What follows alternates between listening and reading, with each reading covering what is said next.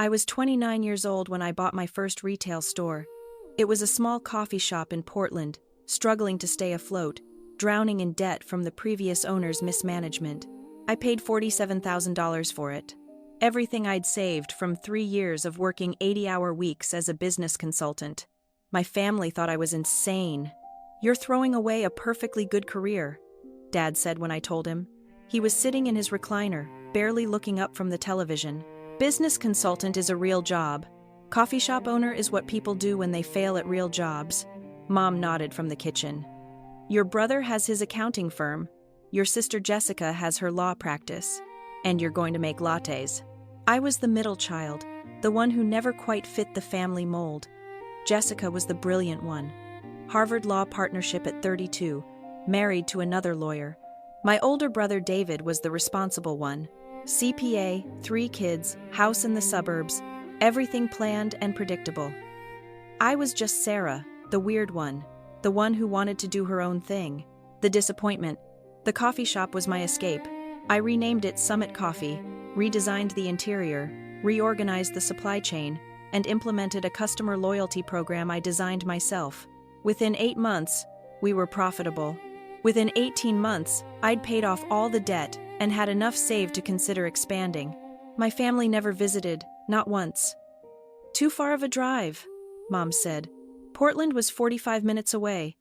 "I don't drink coffee," Dad said. He drank 2 cups every morning. Jessica never responded to my invitations at all. I opened my second location 2 years later. Then a third. Then I started franchising. By the time I was 35, Summit Coffee had 73 locations across 6 states. By 38, we had 214 locations. My family still thought I made lattes for a living. They never asked about the business. They never asked how I was doing. At family dinners, they talked about Jessica's latest case, David's kids' soccer games, Dad's golf handicap. When the conversation turned to me, it was always, "Sarah's still doing her coffee thing."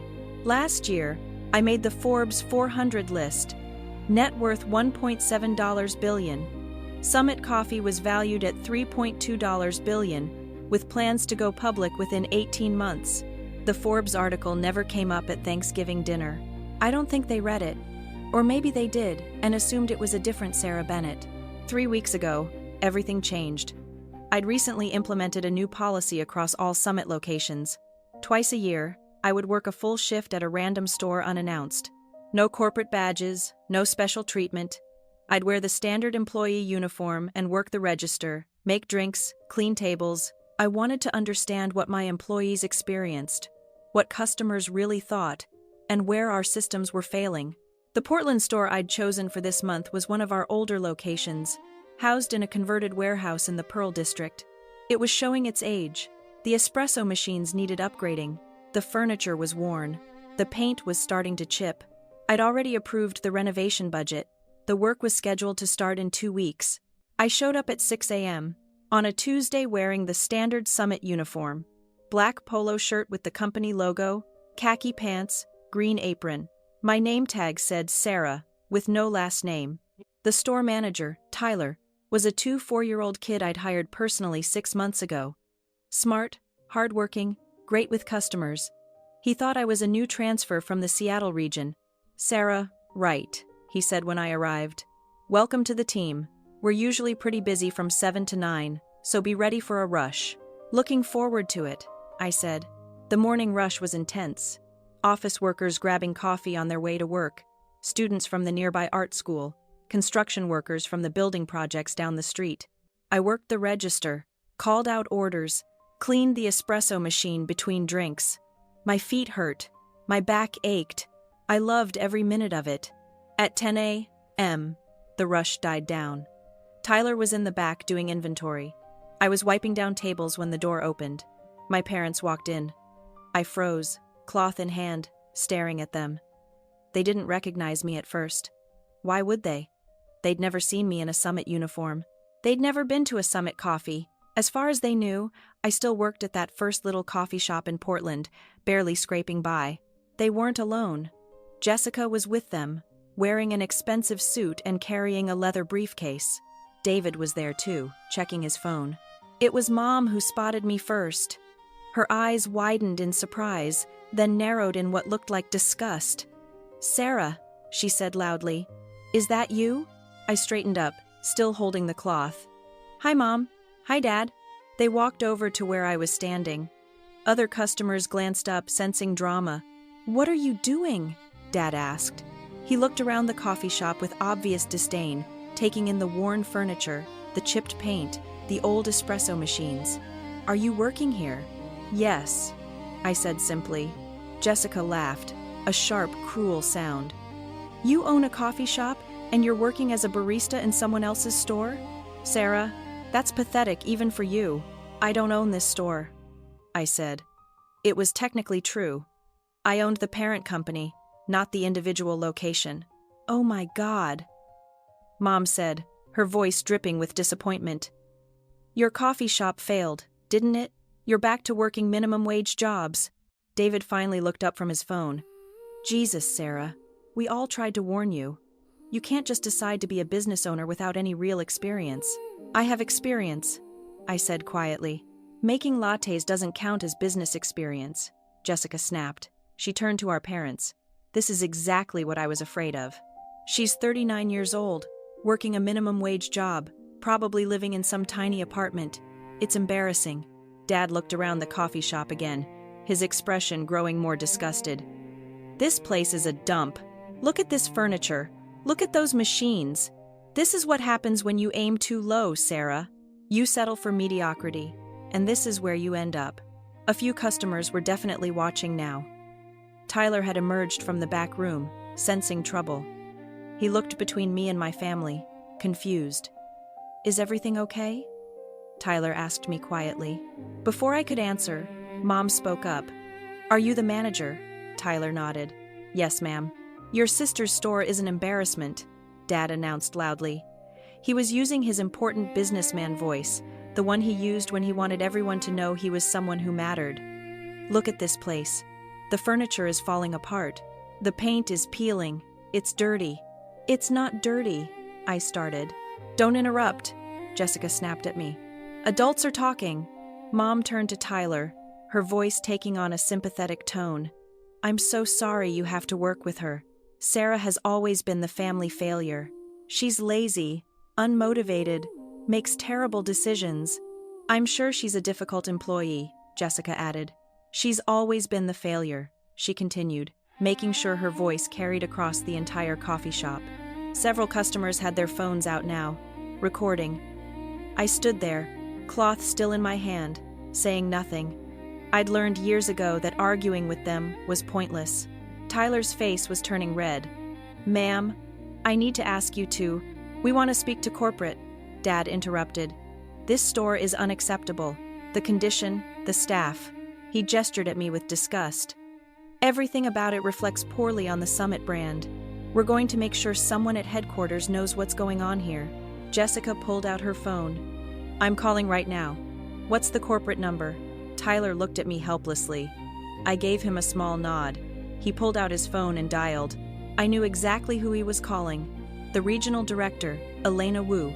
She was in Seattle, about 3 hours away. "Hi, Elena," Tyler said into the phone. "This is Tyler from the Pearl District location. We have a situation. Some customers are demanding to speak to corporate about the store condition and an employee." He paused, listening. "Yes, that's right. They're being pretty aggressive about it." He handed the phone to Dad. "The regional director wants to speak with you." Dad took the phone triumphantly. "Yes. Hello, this is Arthur Bennett. I'm calling to complain about this location, and specifically about an employee named Sarah. She's completely unprofessional. The store is in terrible condition, and frankly, I think there needs to be an investigation into how this place is being run." I couldn't hear Elena's response, but I could see Dad's expression changing from triumphant to confused. "What do you mean, which Sarah?" he said. "The barista, the one working here right now." Pause. "Bennett. Her last name is Bennett." Longer pause. His face went pale. "What?" He lowered the phone slowly, staring at me. She says the regional director is on her way. She'll be here in 3 hours." 3 hours. Jessica scoffed. "From where?" Seattle, Dad said quietly, still staring at me. She's dropping everything and driving here from Seattle. Mom frowned. That seems like an overreaction to a customer complaint. I smiled and went back to wiping tables. Elena is very committed to customer service. David was Googling something on his phone. His face went white. Guys, I think we should leave. Why? Jessica demanded. Just look at this. He turned his phone around. I couldn't see what he was showing them, but I could guess. Probably the Forbes article, or the company website, or any of the dozen interviews I'd done over the past year. Mom's hand went to her mouth. That can't be. Sarah Bennett, founder and CEO of Summit Coffee, David read aloud. Current net worth estimated at $1.7 billion. The company operates over 400 locations across 12 states and is preparing for an IPO expected to value the company at $5 billion. The coffee shop had gone completely silent. Every customer was watching now. Several phones were pointed in our direction. Dad looked at me, his face cycling through confusion, disbelief, and dawning horror. You own Summit Coffee? Yes, I said simply. I kept wiping tables. All of it, Mom whispered. All of it, I confirmed. Jessica's expensive leather briefcase slipped from her hand and hit the floor with a thud. But you said you didn't own this store. I don't, I said patiently. I own the parent company. This location is owned by a subsidiary LLC, technically different entities. You let us think you failed, David said. His voice sounded strange, like he couldn't quite process what was happening.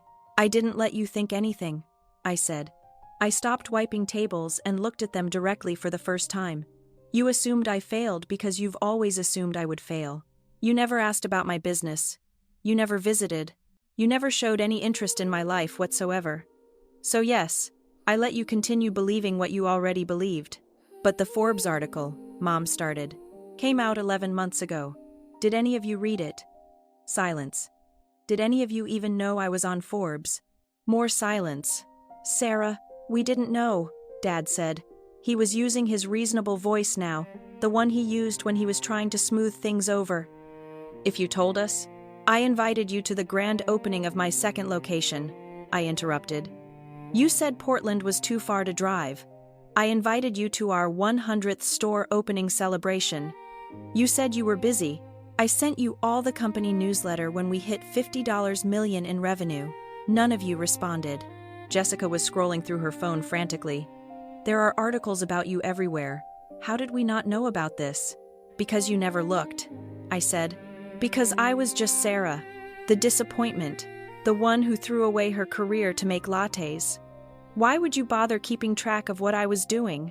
Tyler was standing behind the counter, looking like he wanted to disappear into the floor. A few customers were openly recording now. I recognized one of them as a local food blogger with a significant Instagram following. This was going to be all over social media within an hour. Mom's eyes were wet with tears. Sarah, honey, we're so proud of you. We always knew you'd be successful. I laughed. I couldn't help it. No, you didn't. 15 minutes ago, you told the manager that I was the family failure. You called me lazy and unmotivated. You said I made terrible decisions. We were upset, Dad tried. We thought the store was in bad condition, and we were worried about you. The store is in bad condition, I agreed. It's one of our older locations and it needs renovation. That's why I approved a $2.3 million remodel starting in 2 weeks, but you didn't know that. You just saw old furniture and assumed I was failing. We made a mistake, Jessica said. Her lawyer voice was coming out now, smooth and conciliatory. We should have been more supportive. We should have asked more questions. But Sarah, you have to understand from our perspective. From your perspective, I was an embarrassment. I finished. I get it, Jessica. I've always been an embarrassment to you, to all of you, and that's fine. I made my peace with it years ago. David stepped forward. Sarah, come on. We're family. Can't we just move past this? I looked at them. My parents, my siblings, the people who had spent my entire life making me feel small, the people who had never believed in me, never supported me, never even bothered to ask how I was really doing. The regional director will be here in about 2.5 hours now, I said calmly. You wanted to file a formal complaint about the store condition and about me as an employee. Elena will be happy to take your complaint and forward it to the appropriate person. Sarah, we're not going to, Dad started. Oh, but you should, I interrupted. You drove all the way here. You made a scene. You told everyone I was a failure. You should follow through. I insist. I pulled out my phone and texted Elena. Family situation. Please come to Pearl District location. Bring James from HR and our legal counsel. We may need them. James was our VP of Human Resources. Our legal counsel was a firm that Jessica would recognize. They were bigger and more prestigious than her firm. What are you doing? Mom asked nervously. Calling corporate, I said sweetly. Isn't that what you wanted? The next 2 hours were excruciating. My family tried to leave 3 separate times. Each time I politely asked them to stay. You filed a complaint, I said. Corporate is coming to address it. It would be rude to leave before they arrive. They sat at a corner table, speaking in furious whispers. Other customers came and went. The story was already spreading online. I could see people checking their phones, glancing at my family, taking subtle photos. Tyler approached me while I was making a cappuccino. Miss Bennett, I'm so sorry. If I'd known they were your family. You did exactly right, I told him. You protected an employee from aggressive customers. That's exactly what you're supposed to do. But they're your parents, which doesn't give them the right to treat you or me poorly in your workplace, I said. Don't apologize for doing your job well. At exactly 12:47 p.m., 3 black SUVs pulled up outside the coffee shop. Elena Wu emerged from the first one, a sharp woman in her 40s, dressed in an immaculate suit.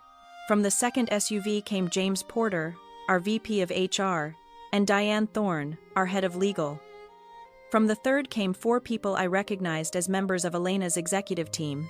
This was, I realized, massive overkill for a customer complaint, but Elena had clearly understood what I was actually asking for. Backup. They walked into the coffee shop like an invading army. Elena's eyes swept the room, landing on me, standing behind the counter, then moving to my family huddled in the corner.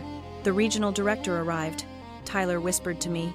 Elena walked straight to me first. Miss Bennett, she said formally, loudly enough for everyone to hear. Thank you for bringing this situation to my attention. My father stood up. Look, there's been a misunderstanding. Elena turned to him.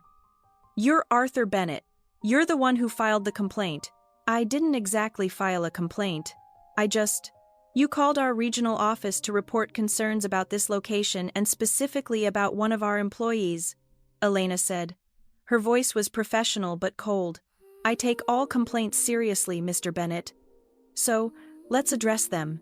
You said the store was in unacceptable condition. Well, yes, but I agree, Elena said crisply. This location is overdue for renovation. That's why CEO Bennett approved a $2.3 million remodel last month. Work begins in 12 days. We'll be installing new equipment, new furniture, new flooring, new lighting. The location will be closed for 4 weeks during the renovation. Dad's mouth opened and closed. You also complained about an employee, Sarah Bennett, I believe. That was before we knew. Before you knew she was the CEO of the company. Elena's eyebrow raised. I see. So, your complaint about her performance was based on what exactly? Silence. Did she provide poor customer service? No. But, was she rude to you? Not exactly. Did she fail to perform her job duties? No. But, then what specifically was your complaint about this employee? More silence. Mom tried to intervene. We were just concerned. Miss Wu. Elena turned to Mom, her voice sharp. I'm sorry. What is your name? Margaret Bennett. I'm Sarah's mother. I see. And did you or did you not tell our store manager that your daughter was always the family failure and that she was lazy and unmotivated? Mom's face flushed red. I didn't mean, because we have security footage. Elena continued smoothly, with audio, and several customers recorded the incident on their phones. At least 3 videos are already circulating on social media. Jessica stood up, her lawyer instincts kicking in. This is ridiculous. We're her family. We were having a private conversation in a public place of business. Diane Thorne, our legal counsel, spoke for the first time. She was a tall black woman with silver hair and an expression that could freeze water. A business that Miss Bennett owns, where she was working as an employee, you subjected her to verbal harassment in her workplace. Miss Jessica Bennett, Diane said. Bennett, she repeated. Any relation to the CEO? She's my sister. I see. So you publicly humiliated your sister in her own place of business, called her a failure, and then attempted to file a false complaint about her job performance with corporate. Is that an accurate summary? Jessica's professional composure cracked. We didn't know it was her business. Does that matter? Diane asked coldly. Would it be acceptable to verbally abuse a barista if she wasn't a billionaire? No answer. Elena pulled out a tablet. Mr. and Mrs. Bennett, I'm going to need to ask you some questions for our official report. Is it true that you've never visited any Summit Coffee location before today? Well, no. But is it true that you were unaware your daughter founded and currently runs this company? She never told us, Dad said defensively. Did you ever ask? I spoke for the first time since they'd arrived. Everyone turned to look at me. I stepped out from behind the counter, untying my apron. Did any of you ever ask what I was actually doing with my business? Did you ask about revenue, or expansion plans, or employee count? Did you ever visit a single location? Did you read the Forbes article when I sent you the link? Did you congratulate me when we hit 400 locations last month? Silence. You didn't ask because you didn't care, I continued. My voice was calm, steady. I'd practiced this speech in my head 1,000 times. You decided years ago that I was a disappointment and nothing I did was going to change that. So, I stopped trying to change it. I built my company. I became successful, and I did it without your support, or your approval, or your belief. Sarah, please. Mom's voice cracked. We made a mistake. We're sorry. You're not sorry, I said quietly. You're embarrassed. There's a difference. You're sorry that you got caught on camera calling me a failure in front of customers and corporate executives. You're sorry that your behavior is probably going viral on TikTok right now. But you're not actually sorry for 39 years of making me feel worthless. That's not fair, David said. Isn't it? I turned to him. When's the last time you asked about my life, David? When's the last time any of you treated me like an actual member of this family instead of an embarrassment you had to tolerate at holidays? Elena cleared her throat. Miss Bennett, CEO Bennett, what would you like us to do with this situation? I looked at my family. Dad looked defeated. Mom was crying. Jessica was pale and shaken. David was staring at his shoes. I'd like you to log their complaint officially, I said. Document everything they said, including the statements about my performance as an employee. Note that the complaint was filed by family members who were unaware of my position in the company. And then, Elena asked, and then I'd like you to ban them from all Summit Coffee locations permanently. Mom gasped. You can't do that. I literally can, I said. I own the company. Elena, please add Arthur Bennett, Margaret Bennett, Jessica Bennett, and David Bennett to our banned customer list. Security at all locations should be notified. Sarah, please. Dad's voice was desperate now. Don't do this. We're your family. You're right, I said. You're my family. And you spent my entire life making me feel like I didn't belong. You mocked my dreams, dismissed my achievements, and today you tried to get me fired from my own company because you assumed I was a failure. So, yes, I'm doing this. Maybe when you want your morning coffee and you have to drive past 4 Summit locations to find somewhere else, you'll remember this moment. The CEO would like a word, Elena said formally to my father. I looked at him directly. The word is goodbye, Dad. Take your complaint, your apologies, and your embarrassment, and leave my store. Diane, our legal counsel, stepped forward. If any of you attempt to contact Miss Bennett, her employees, or any Summit Coffee location, it will be considered harassment, and we will pursue legal action. If you speak to the media about this incident, we will pursue defamation claims.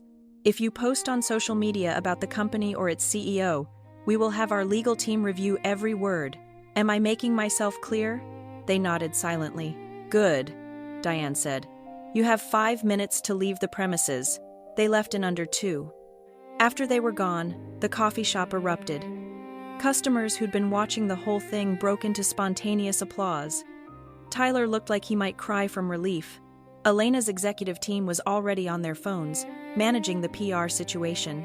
If this story touched you, please subscribe and share the video to help me grow it. Really supports me in creating more content like this. Elena approached me quietly. Are you okay? I'm fine, I said. And surprisingly, I was. I felt lighter than I had in years. For what it's worth, Elena said. You're an excellent barista. Your espresso was perfect, I laughed. Thanks. I learned from the best myself, at my first location 14 years ago. What do you want to do now? I looked around the coffee shop. The worn furniture, the old machines, the chipped paint, my first real business, grown into an empire. Built without my family's help, built despite their disbelief. I want to finish my shift, I said. Tyler, I'll work the afternoon rush with you. Elena, I'll meet you back at headquarters tomorrow morning to discuss the renovation timeline for this location. Let's accelerate the schedule if we can. This store deserves better. Yes, ma'am, Elena said with a smile. I put my apron back on and returned to the counter. Tyler was still looking at me with awe. Miss Bennett, when I'm in uniform, it's just Sarah, I told him. And Tyler, you did great today, protecting your employees, standing up to aggressive customers, calling for backup when you needed it. That's exactly the kind of management we need. I'm putting you in charge of training new managers for our Pacific Northwest expansion, 40 new locations in the next 18 months. Interested? His eyes went wide. Are you serious? Dead serious. You'll get a significant raise and equity options. Talk to Elena tomorrow about the details. Yes, thank you. Yes, absolutely. The afternoon rush started at 2 p.m. We were slammed until 6. I made lattes, called out orders, cleaned the espresso machine, restocked supplies. My feet hurt. My back ached. I loved every minute of it. At 6:30, Tyler locked the front door and started the closing procedures. I helped him clean, count the register, and prep for the next morning's shift. Sarah, he said as we were finishing up, can I ask you something? Sure. Why do you do this? The undercover shifts, I mean. You're a billionaire. You could be anywhere. Why work minimum wage shifts in your own stores? I thought about it. Because this is where it started. This is the real business, not the board meetings or the investor calls or the Forbes interviews. This is where we actually serve people, where we make their morning better with a good cup of coffee. I never want to forget what that feels like. He smiled. That's a pretty good answer. It's the truth. I hung up my apron and grabbed my jacket. See you tomorrow, Tyler. See you tomorrow. I walked out to my car, a modest Honda Civic I kept for these trips. I could afford any car in the world, but I liked this one. It reminded me of the car I drove when I opened my first location, when everything was uncertain and terrifying and exciting. My phone had 63 text messages and 27 missed calls. I ignored all of them. Instead, I pulled up the security footage from this morning on my phone, watched my family walk in, watched them recognize me, watched the whole thing unfold again. Then, I deleted it. I didn't need to watch it again. I didn't need the reminder. I knew exactly who they were, who they'd always been. And more importantly, I knew exactly who I was. I was Sarah Bennett, founder and CEO of Summit Coffee, self-made billionaire, former barista. And I didn't need their approval anymore. I never had. I drove to my Portland apartment, the modest 2-bedroom place I kept for trips like this. Tomorrow, I'd fly back to Seattle, back to my real home, back to headquarters. I had board meetings, investor calls, expansion plans to review. But tonight, I was just Sarah, the girl who took a risk on a failing coffee shop, the girl who proved everyone wrong, the girl who won. 3 weeks later, a package arrived at my Seattle office. Inside was a letter from Mom. Sarah, we've been trying to call. We understand if you don't want to talk to us. We understand if you never want to see us again. But we want you to know that we're proud of you. We always were. We just didn't know how to show it. We're sorry. Love, Mom. I read it twice. Then I put it in my desk drawer next to the Forbes article they'd never read. Maybe someday I'd respond. Maybe someday I'd forgive them. But not today. Today I had a company to run, an empire to build, a life to live, and I was doing it all on my own terms. Exactly the way I'd always wanted, without them.